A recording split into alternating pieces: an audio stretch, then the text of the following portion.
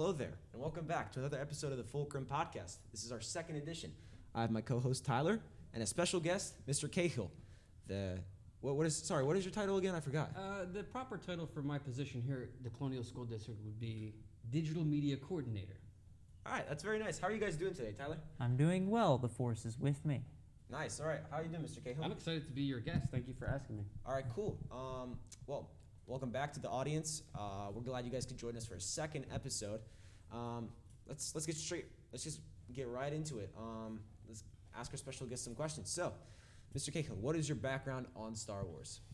Well, I think for me, Star Wars, I saw it on home box office. It's called HBO now, but like we used to call it home box office because it was like where you watched movies at home in the 80s. And it was like a time that existed in my life where you just happened to be at home on a Saturday and boom, all of a sudden Return of the Jedi is on television.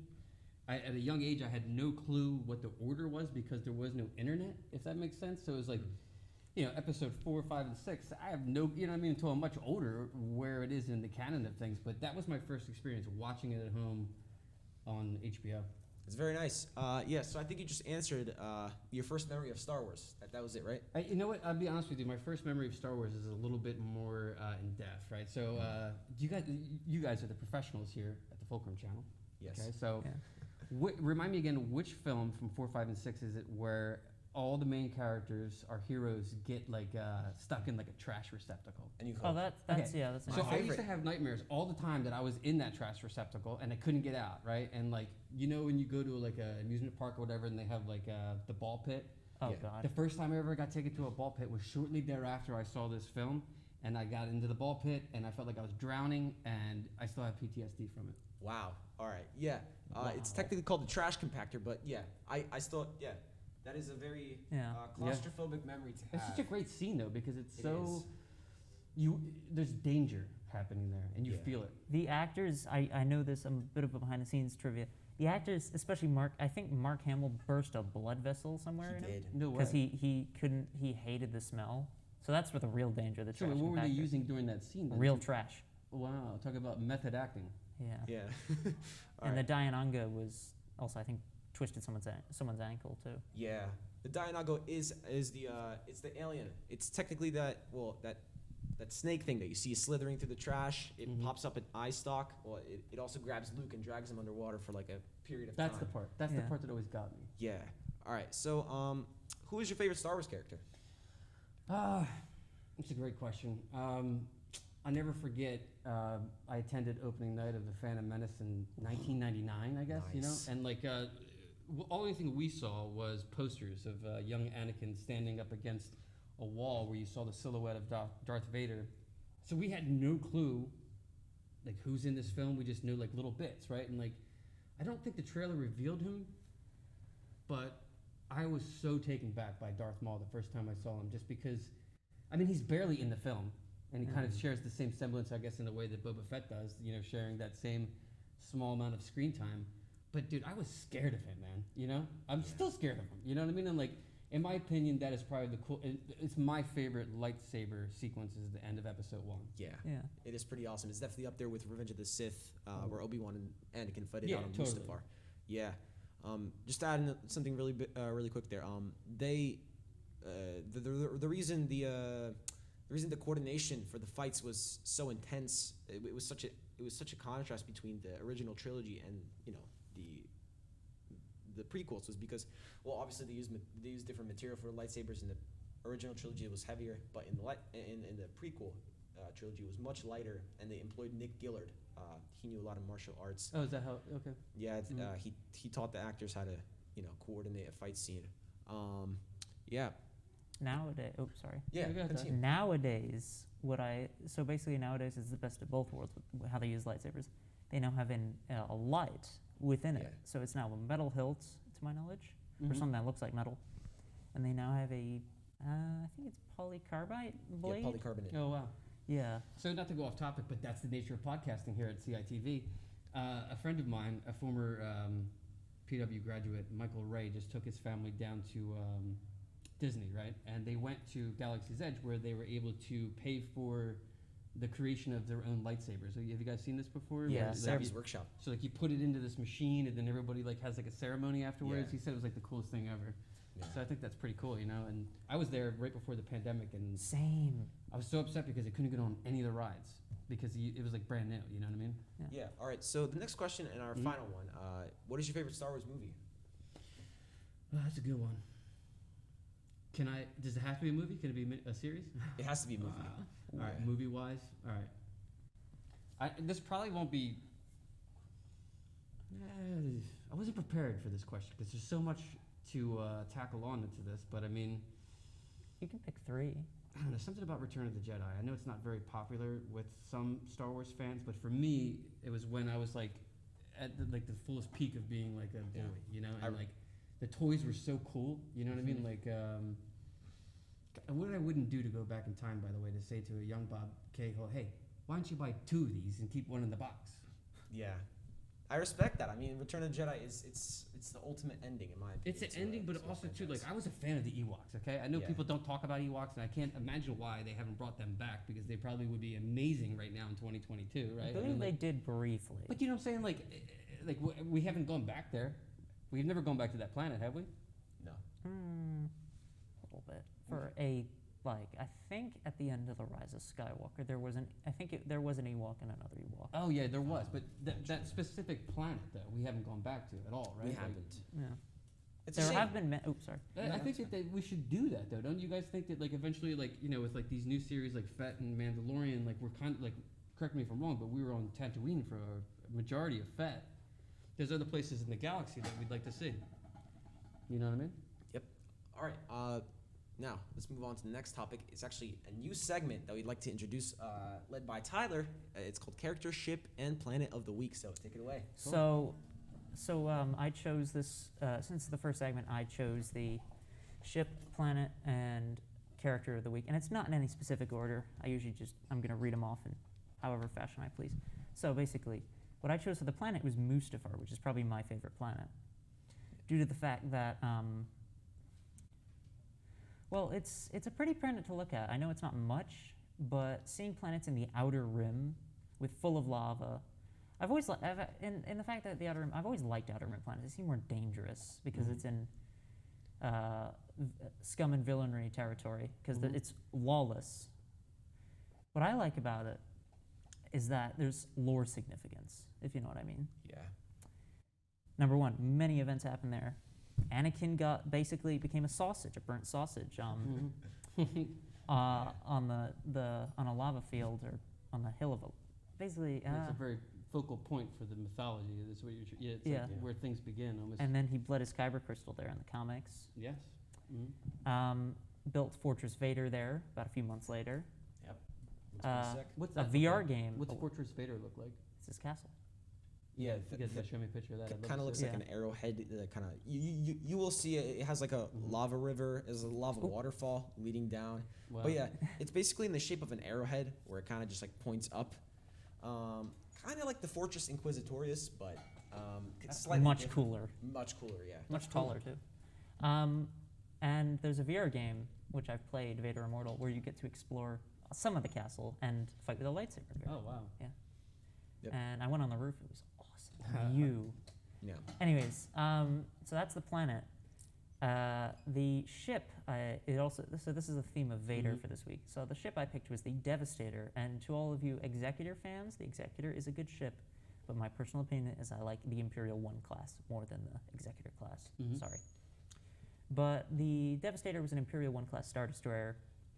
I don't know when it was manufactured, and I always forget the manufacturer. I think it was Quat Drives, if I'm Yeah. not mistaken, yeah. Yeah, Kuwait shipyards. Yeah.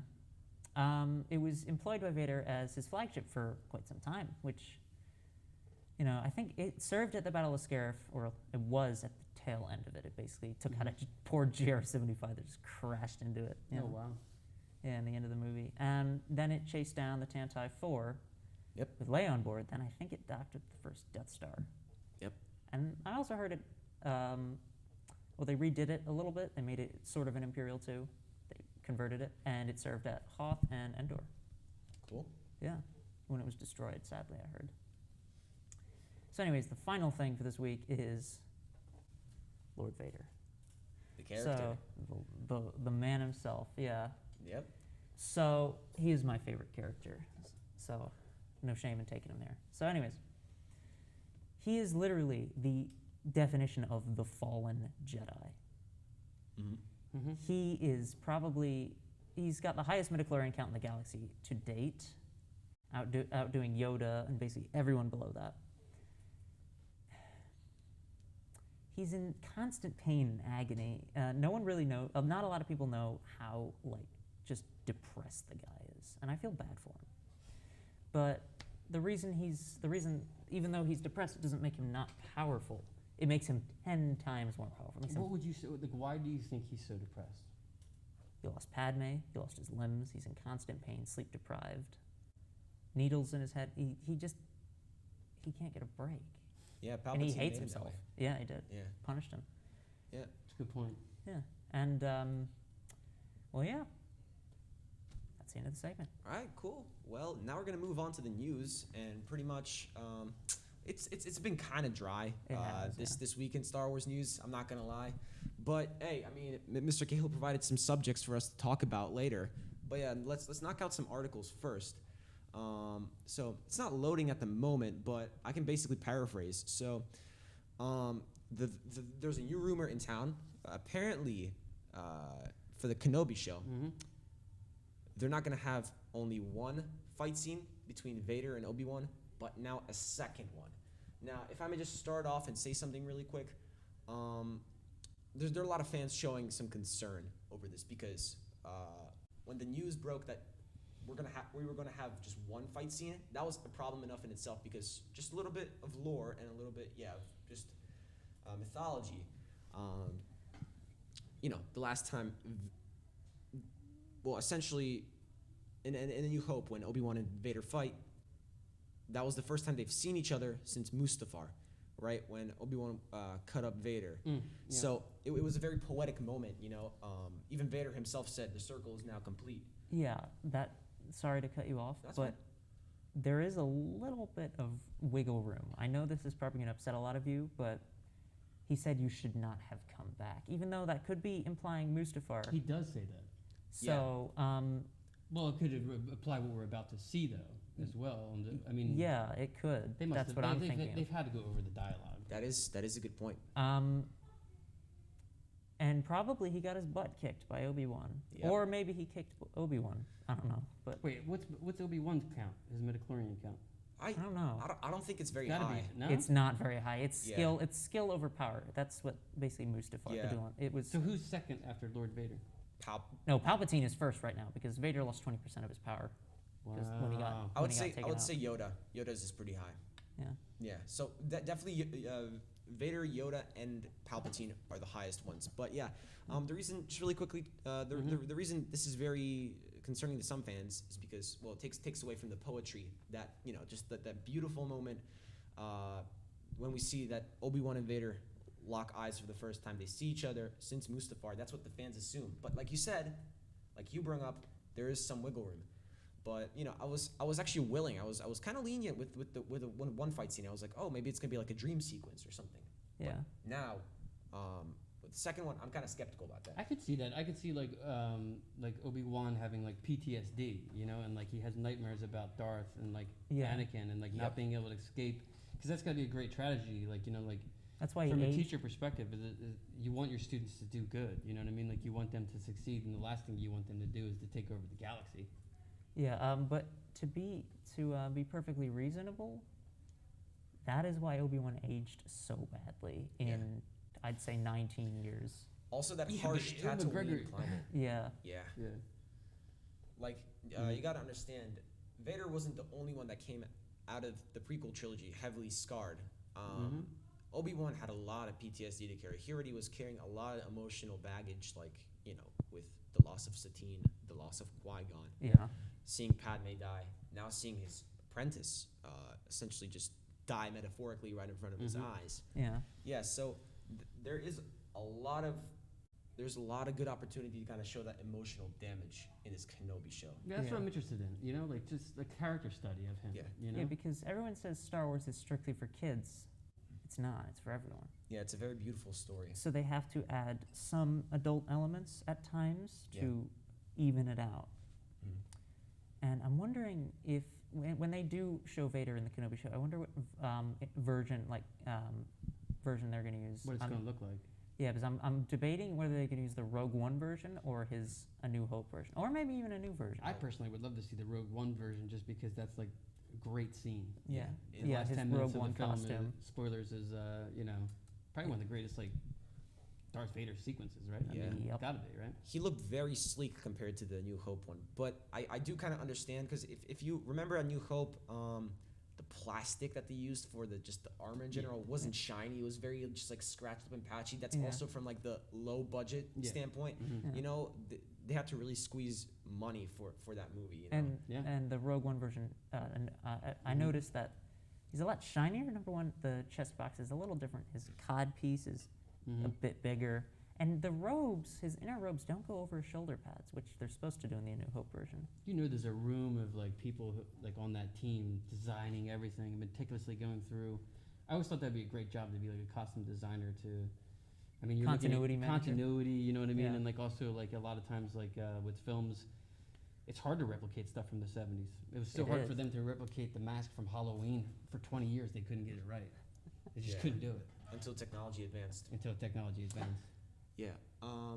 Now we didn't get to this last week. This might be a pretty hefty segment. So, A lot of opinions. So we're gonna talk about our thoughts on the Book of Boba Fett, just season and finale, and we're gonna include the appearance of Cad Bane. So Mr. Cahill, why don't you just start off and give us your Okay. thoughts on it? Oh, where do we go with this one? Well, spoilers, obviously. I mean, You should have watched it. you should Like watch it's it. been I 3 mean, weeks. You can't be involved with this podcast if you haven't watched it. yeah, so go back, so pause and go back and watch Yes, it. exactly. And then come back, subscribe, and watch every single podcast episode of the Fulcrum Channel. Click that notification bell. It should have been Mandalorian season 3. Look, I have a dear friend who loves Boba Fett, loves him so much, Same. and was so excited that the show would come out. But for me, the first 3 episodes were very like just tonally a little bit off. He was talking way more than he ever has, Yeah. But like I couldn't tell what his like for me like I need to know what the character's objective is, right? Obviously, it's for him to have power and rule over the people in a way that's good, right? I just didn't feel that, and then all of a sudden the episode just kind of cuts in the middle, and then boom, we're in the Mandalorian season 3, and I'm in love again because I love Mandalorian, and then seeing Luke, I mean like that was totally unexpected, and like I was expecting Luke. the one thing that I think about in hindsight too is like the internet didn't explode quite like it did last season. You know what I mean? Like Yeah. it wasn't like, and I don't want fans to think that like we should get used to this. You know what I mean? Like my son is 6 and he has no clue that Mark Hamill is like a 70-year-old man. You know what I mean? Like how great it is to have these iconic characters coming back. But for me, the whole season was completely saved by the inclusion of my favorite character this year is Cad Bane. Oh man, I he's your love- favorite character of the year. I thought he was your favorite character. I mean, period. it's a toss-up. I'm a villain guy, I guess. Darth Maul and Cad Bane, but Cad Bane like just got me, man. Like that. Cad Bane isn't shot. a villain. But he's a bounty hunter. But you He's know a what I'm saying. mercenary. He Yeah. was an antagonist for this season, and I wished that he was going to be an antagonist for Mando season 3, because he is an opponent. You know what I mean? Like His that, heart monitor was still blinking. the heart monitor's still blinking, so obviously we always gotta leave it open. But for me, I love that, and I also love the way that they framed the shot. It's a wide shot, and he's coming towards the frame. He's got his head down, so menacing. To be fair, we already knew who it was. You did, but I had no clue, bro. It was I had so no clue. cool. It was I had just no so clue. cool. But then when he's like, "Keep the spice running," my son Everyone will got be so left scared. My son alone. had nightmares for 3 nights. Cad Bane's coming to get me, Dad. Cad Bane's coming to get me. I see his red eyes, and I'm like, ah. He's not coming to get you. But That's I some mean, good Star Wars. I'm not gonna yeah, lie. and then like slowly, he's like, "I'm not scared no more, of Cad Bane, Daddy. I'm not." Then he's still scared. But I mean, like, look. He's realizing. I just love, for me, I will take any season of Star Wars because I get to watch it with my son, and like there's nothing quite like that bonding experience between us, because Mandalorian, obviously at the heart of it, it's a father-son story. So for me, I enjoyed Fett, and I welcome whatever comes next. So the reason everyone, I know this is a little Mm-hmm. depressing what I'm about to say, but It's the okay. reason everyone didn't like seeing Luke Skywalker in the Book of Boba Fett, I know this is like Yeah, completely why? off Because topic. of sequels. It's because Because of what? It's because you're happy for him where he is, but you know what he will Oh, become. okay. I was a little concerned with that, but I really, even though I liked the sequels, Luke Skywalker was a bit, well, Yeah. sad. Tyler, what are your thoughts on the Book of Boba Yeah. Fett, just in general? I really want to know. My God. It was incredible. I mean, it was a little, I loved seeing, so they have, so basically they had, what's the word? So they had boats in season 2 of The Mandalorian. Now they have basically a stand-in for a steam locomotive. As I'm a huge train guy, I loved seeing trains in Star Wars. Oh, that's cool. I really liked seeing the majestic, spoilers by the way, the majestic liftoff of Slave One Mm-hmm. in the rising sun, and then you just see him, he goes into overkill mode and just takes out the entire biker gang. Yeah. And reserves a missile for the leader. For those of you, really quickly, that don't know, Boba Fett has a ship that kind of looks like a whistle, right? Not gonna lie. Does It it? does look like a whistle. Yeah, it's You know called- what? I never even thought of that. It looks Yeah, like a that's cool. doorknob. It's called the Slave One, but technically now it's called the Fire Spray. But you know, it's Well, it was always, that's the ship model. yeah, Fire Spray. Fire Spray But, 31. Yeah, it's just to put some context. Yeah. Yeah, but sorry. continue. And then seeing, well, number one, I knew he was going to ride a Rancor, which also when he said I've ridden Beast 10 times the size, Myth is as told. much as you guys don't want to hear it, part of the holiday special, the 1978 holiday special, was canonized in that moment. I had fun listening. Oh, I had you know fun what? watching You're right, it. dude. I didn't even think of that. Yeah, even though I haven't seen the holiday special It's in on a YouTube. long time. I saw it a while ago. Yeah. It's been a while. But even though a lot of people hate it, sometimes it has been pretty wonky when I saw it, but there are small parts, in my opinion, that are really good. And not to upset anyone, this is my opinion. But Boba, even though he talked a lot, he still resonated well with me, and I hope he resonated well with you guys. That's fine. As I talk a lot, so you know. All right. I'm just gonna put some of my thoughts into it. I'm gonna try to be as quick as possible, but I have a lot of stuff to say. Overall, I'm gonna say that I'm okay with it. I'm not happy with the season, but I can live with it. But okay, so the main concern starts with this, right? I was fine with what they did with the flashbacks in the back to tank. I actually liked how they set up. They filled in that gap as to what happened on the explosion of Jabba's sail barge, how he broke out with the Rancor, and I liked the journey with the Tuskens that he had. It was cool. yeah, and you could tell in the story it instilled a lot of tribal, just family values within him. But the way they handled the Boba Fett character was not good in my opinion. It was I think it was a failure. I personally didn't like it. First of all, like both of you said, or Mr. Cahill said, he talked too much, right? He had his helmet off way too much. Even Tamora Morrison, the guy who plays him, who knows him the most, He said it. he was trying to negotiate with the staff, like, yo, maybe you guys are making him talk too much. We need to preserve that mystery, you know, and you know. People say, you know, like, oh, you know, the mystery was bound to be lost because, you know, we need to have a story arc for him. But the thing is, you can keep that. You can just keep that like menacing, that like just awesome vibe, right? At the same time, while letting those family values, those wholesome moments just crack through, right? The key with Boba Fett is that black visor. You don't know what he's thinking behind it. That's a good point. It preserves the mystery within him. That's kind of the beauty of his character. He's just this cold-blooded killer, who is a bounty hunter, who we don't really know what he's thinking at that moment. You know, that black visor just kind of provides like a cold stare into the heart of his enemy. So I feel like we could have handled it they could have handled it much more better, but they could have still kept that awesome vibe, that killer, cold-blooded killer vibe, while still letting those wholesome moments just peek through slightly, you know? Also, he was way too naive, in my opinion. He let other characters take the lead for him too much. Yeah. He let other people tell him, like, for example, the Vespa gang and Fennec. Should we talk about the Vespa gang? Nah, I mean it's a Power Ranger thing. Did you like it? Yeah. I didn't like it. We also have a bunch of other stuff, so I'm just gonna finish this up. Okay. Yeah, sorry. So yeah, he let other people talk about him too. He let other people direct him too much. Now people are saying, oh, Boba Fett's never really headed a crime family before. He's not really got that leadership trait. He's worked alone. But if you actually read the Bounty Hunter Wars book, it's a Legends book. It's not canonized, but that's kind of what fans were counting on, that they draw from. They draw it from Legends, because that's where peak Boba Fett is, really. He did lead a bounty hunter team multiple times. Like, for example, most notably Bosk, Zuckuss, Bosk, Zuckuss, and I think Darhan, into like a stronghold. But yeah, that's pretty much it. I'm not really happy with it, Also with Cad Bane, just to add in really quick, we had so much potential. I thought there was going to be a crime war happening. We'd lead into the second season. We'd see guerrilla fighting between the Pikes and Boba Fett's faction, but no, he just got killed off. I thought he was going to be the main antagonist going into the second season, like the big bad, the guy that Boba Fett would have to kind of go up against. So I'm not happy with what happened, but I love the Luke Skywalker episode. It was amazing. Dave Filoni, he's a godsend. It is. Ahsoka and Luke in the same shot, though. That was nice. I cried. Yeah, that was a very emotional thing. Yeah. Moment. Okay, so our last topic. Mr. Cahill suggested this one. It's it's about how the reception of the prequels has changed over time from one generation to another. So if I just may start this off really quick, your generation was not too keen on it. Most did like it, but there was a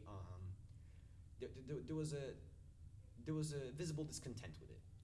But now that it's moved over to our generation, Gen Z, like mine and Tyler's, we do love it a lot more. So what are your thoughts on that? Well, it's weird because it's like 1999. If you think about it, Phantom Menace, it comes out when the internet is still in its infinite stages of like AOL and Prodigy and stuff like that. It took an hour to get online, so you didn't have the culture we do now with, Ain't It Cool News or all those websites. I guess like the disappointment factor was, at the time, that generation was so used to the films where it was all practical. Yep. And then all of a sudden, George Lucas is like, everything's green screen, 1999, there was some films like Independence Day came out that had green screen, stuff like that, but there never really was a film per se that was shot entirely on green screen. Yeah, CGI and stuff. stuff. I just don't think audiences were ready for that, and I think that a lot of the flack that was given was people thought that an actor couldn't portray characters in an environment that's just a green screen, right? And they thought the performances were flat. The 3 films come out, and each film comes out, and the online chatter was just like, it's not good. And then as I got older, I started seeing more and more generations embrace it. And I'm curious to ask you guys, like, why do you think that is? Like, why do you think, Tyler, like, that it got better with time? Because it depends. I think it's because, people look past their differences, and it's just a story. But at the end of the day, it basically, because the original trilogy is, I think a lot of people love it, and I grew up with it personally. It technically leads up to it. It explains a lot of mysteries that the original trilogy, a lot of questions that the original trilogy posed. And to be fair, it fits quite well, even though the original trilogy and the prequels don't line up exactly. They do in spirit, but also sort of in story. However, I think the sequels will also hit this at some point, maybe. Sebastian, what do you think about that? My personal opinion, just really quick, I'm not bashing you or anything. I don't think the sequels will ever be received. It was such a failure on a story level, in my opinion. It just I don't ever see it resonating in my heart, at least. Like, it broke so many people's hearts. It ruined so many legacy characters. It was just unbelievable. Yeah. Okay. So, my thoughts, if I may just like summarize this, like, because I tend to talk and ramble, but yeah. What my thoughts are on it is basically that people had a lot of preconceived notions coming into it. You gotta think about what the original trilogy was. It was just that Star Wars, that cinematic Star Wars. There was no shows in between. They thought Anakin was gonna take out the Jedi Order in Episode 1. Yeah. So. And then they were presented with a young child who was. So. Yeah. Yeah. So essentially, the the original trilogy is the hero's journey. I mean, it's such a beautiful thing. I mean, that's why it resonates with so many people. Yeah. It was just people love that kind of stuff, like good versus bad. George even himself said that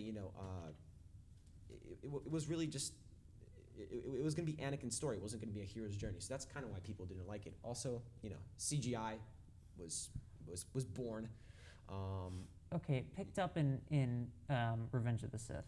But CGI was in its early stages. It was revolutionary for that time, and that's why so many people didn't like it, because it was like unrealistic, I guess. But it was pretty good in my opinion. But so to wrap it up, we're gonna do some book recommendations. Cool. So if I may just go first, Yeah, sure. I got this book right here. It's Obi-Wan fell. Well, anyway, this is the Kenobi novel.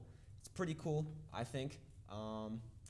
It's after Order 66, and Obi-Wan, it kind of just follows his journey on Tatooine, and kind of like a nice little story arc of it in itself. It gets a lot of those nice elements, just like the pressure of the Empire and hiding from them, taking care of Luke, and just dealing with local trouble. So Tyler. So I brought. Let me see. Yeah, there we go. Sorry, I can't see what I'm doing. I'm grabbing. And Han has fallen. Han died. So I'm not going to say much about it because I don't want to spoil it.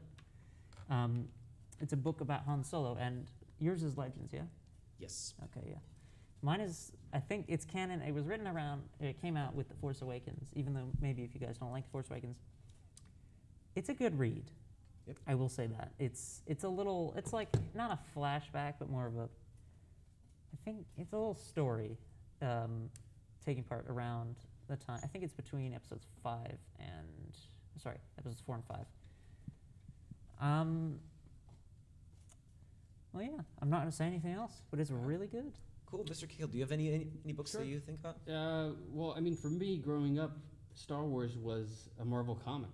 Marvel Comics, we all know the MCU. You're going to say it's part of the MCU, aren't you? I'm going to suggest that, why not? You know what I mean? So if Marvel Comics put out Star Wars, and Star Wars, it comes out 1970 what? 77, May 25th. 1978, I believe, is Star Wars '1, right? No, Marvel Comics. 77. But Marvel Comics issued, I forget. But regardless, though, Marvel put it out. So wouldn't it be just crazy? And we're going to tie it all together here, Tyler. Good Lord. Doctor Strange in the Multiverse of Madness. If they all of a sudden see a portal open up, and inside that portal It's just Vader. it's just Vader coming towards them with a I'd be mad. lightsaber, and then just close the portal like that. Boom! You merge universes together. It could be amazing. Yeah. But I don't necessarily think it would lend itself to good storytelling, because they're two different things. And you guys demonstrated Star Wars is so big because it means so much to people. Like you said earlier, Sebastian, it's the oldest story in the book, good versus evil. Yep. All right. Well, that, I'm afraid, concludes this second episode of the Fulcrum Channel. I just want to thank Tyler for being a good co-host, and Mr. Cahill for coming on so graciously. Yeah, Thank thanks, you, guys. I want to thank the audience also for watching.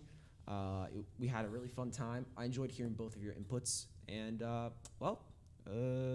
see you guys all next week. May the Force be with you. Yes, may the Force be with you. my May the Force be friends. with you.